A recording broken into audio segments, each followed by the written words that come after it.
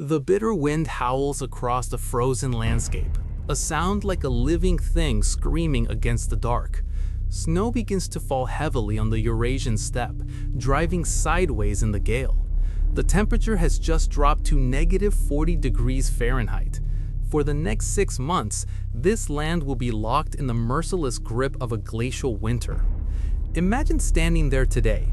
A modern human, even one in decent physical shape, would last perhaps a few hours in these conditions without high-tech gear. The cold here is not just uncomfortable, it is predatory. It seeks out every gap in your clothing, freezing exposed skin in minutes and lowering your core temperature until the heart simply stops. Yet, 30,000 years ago, this frozen hellscape was home. Entire families not only survived here, they thrived. They raised children, they cared for their elderly, and they created some of humanity's most sophisticated art, all while enduring winters that would break most modern people. They had no furnaces, they had no fiberglass insulation, they had no electricity. So how did they do it? How did our Paleolithic ancestors lay their heads down at night and drift off to sleep before freezing to death by morning? The popular image of early humans during the Ice Age usually involves a huddled, shivering group clinging to a dying fire in the mouth of a damp cave. But this picture is woefully incomplete. It is a myth that underestimates the genius of our forebears. Archaeological evidence now reveals that our ancestors developed winter survival technologies so effective that they enabled human expansion into the most challenging environment on Earth. From the mammoth bone houses of Ukraine to the engineered snow caves of Siberia, Paleolithic peoples created winter shelters that would impress even modern Arctic engineers. The story of their survival begins with a simple but revolutionary realization.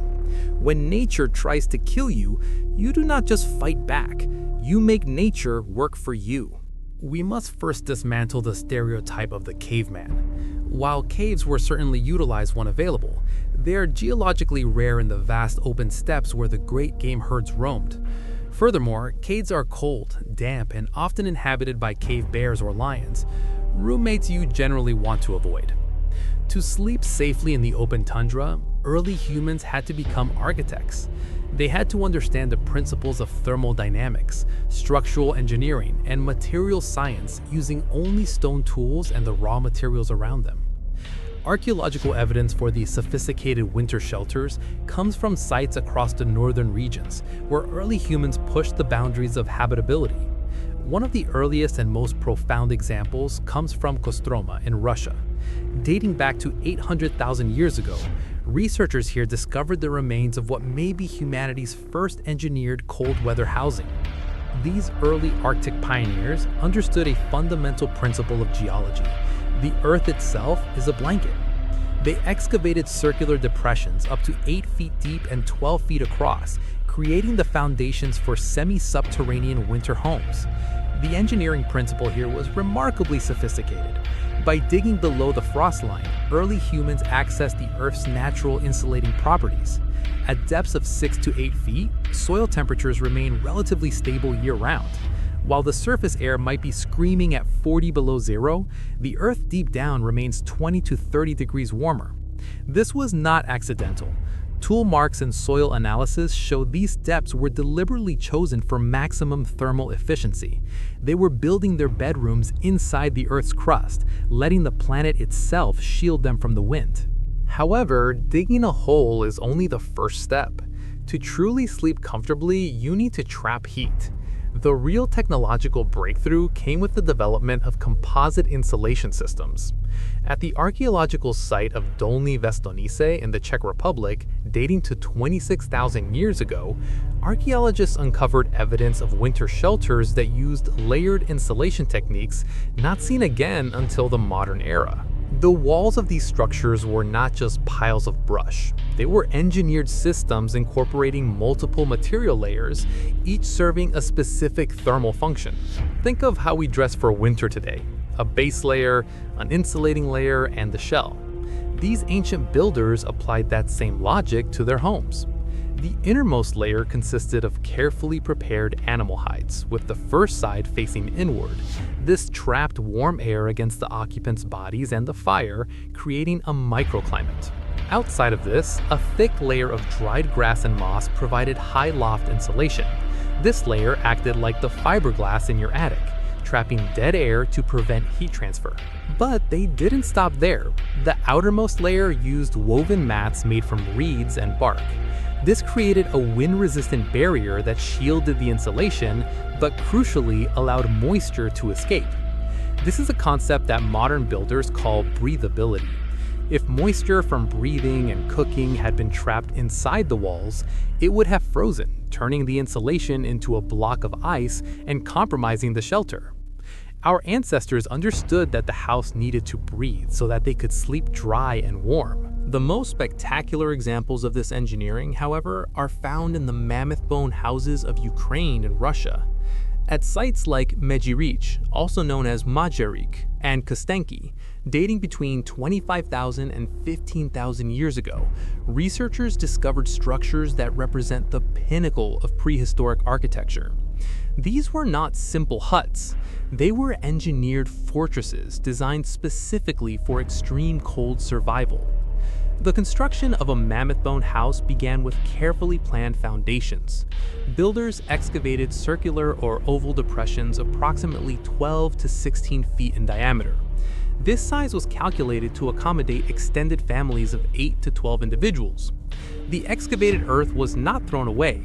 It was piled around the perimeter to create berms, walls of dirt that provided additional wind protection and thermal mass. Then came the framework. In a treeless steppe environment, wood was scarce and precious, so they used the only structural material available that was strong enough to withstand blizzard winds: the bones of woolly mammoths. These animals had evolved their own sophisticated cold adaptations, and humans repurposed that biology for architecture. Mammoth skulls, some weighing over 200 pounds, were used as foundation blocks anchored deep into the earth. Curved tusks and massive leg bones were interlocked to create a dome-shaped framework. Hundreds of smaller bones were packed into the gaps to provide structural support. Radiocarbon dating offers a fascinating glimpse into their supply chain. Many of these bones came from long-dead mammoths, indicating that builders were not killing a herd just to build a house. Instead, they were systematically collecting materials from natural boneyards, selecting specific shapes for specific structural needs. The covering system for these bone cathedrals revealed extraordinary innovation in textile technology. Analysis of preserved organic materials shows that builders created composite wall systems using multiple types of animal hides. Thick mammoth hides formed the structural outer layer, sewn together with sinew thread using delicate bone needles. Inside this, layers of smaller animal pelts from wolves, foxes, and Arctic hares were hung to provide additional insulation. The entire covering system was anchored to the bone framework using a complex system of weights and bone toggles. It was a structure built to flex in the wind, holding its ground against storms that would flatten a modern tent. Once the structure was built, the challenge was heating it. Lighting a fire inside a sealed, insulated dome sounds simple, but it presents a deadly problem: smoke and carbon monoxide. Heating these large winter shelters required sophisticated fire management techniques. At most mammoth-boned house sites, archaeologists have found evidence of multiple hearth systems designed to maximize heat distribution while minimizing fuel consumption. Central hearths provided the primary heat source, radiating warmth to the sleeping areas arranged around them. Smaller heating stations around the perimeter created warm zones for specific activities like food preparation and toolmaking. The fuel management systems were equally impressive. In the treeless steppe, you cannot rely on logs. Instead, Paleolithic peoples developed techniques for using mammoth dung, dried grasses, and bone as fuel. Bone, in particular, burns hot and long if the fire is hot enough to start it. Chemical analysis of hearth residues shows that these alternative fuels were processed and prepared to maximize their burn efficiency. But perhaps the most ingenious aspect of Paleolithic winter shelters was their ventilation systems. Modern Arctic engineers know that without proper airflow, the moisture from 8 people breathing, sweating, and cooking will create condensation that drips from the ceiling and freezes everything. Archaeological evidence shows that Paleolithic builders solved this problem with remarkable sophistication. At sites like Kostenki, researchers found evidence of carefully designed airflow systems based on the laws of physics. Small openings near ground level allowed fresh, oxygen-rich air to enter the shelter. Meanwhile, larger openings near the top of the dome allowed warm, moisture-laden air and smoke to escape. The positioning of these openings created natural convection currents, a self-regulating engine that sucked bad air out and pulled good air in, maintaining air quality while preserving as much heat as possible. Some sites even show evidence of adjustable ventilation systems, with bone and hide flaps that could be opened or closed depending on the weather conditions. So, what was it like to step out of the negative 40-degree wind and into one of these shelters? The social organization within reveals that these were homes in the truest sense. Archaeological evidence suggests specialized areas for different activities. Sleeping areas were typically arranged around the central hearth. Crucially, the warmest spots, those closest to the fire and protected from drafts, were reserved for infants and elderly family members. This ensured that the most vulnerable members of the group survived the night. Food storage was another critical innovation that allowed for deep, worry-free sleep. In permafrost regions, Paleolithic peoples learned to use natural freezing as a preservation method. At many sites, archaeologists have found evidence of underground storage chambers connected to the winter shelters by short tunnels. These natural refrigerators kept meat fresh throughout the winter, while remaining accessible even during severe storms. Knowing that a stockpile of mammoth meat was safe and close by meant the family could sleep without the gnawing anxiety of starvation. The construction timeline for these winter shelters reveals remarkable planning abilities. Experimental archaeology suggests that building a mammoth bone house required 2 to 3 weeks of intensive work by a group of 8 to 10 adults. This means construction had to begin well before winter weather made outdoor work impossible. Analysis of tool wear patterns suggests that most winter shelters were built during late summer and early autumn. This was a society that planned ahead. Maintenance was also an ongoing concern. Occupants regularly repaired and upgraded their structures as winter progressed. Broken bones were replaced, damaged hide coverings were patched, and insulation materials were refreshed. This wasn't simply reactive maintenance, it was proactive engineering that improved shelter performance over time. There was also a psychological component to this survival. Living in enclosed spaces for months at a time can lead to severe mental health issues, something modern Arctic researchers call winter over syndrome. Paleolithic builders addressed this by incorporating features that provided psychological comfort. Many winter shelters included specialized areas for artistic activities.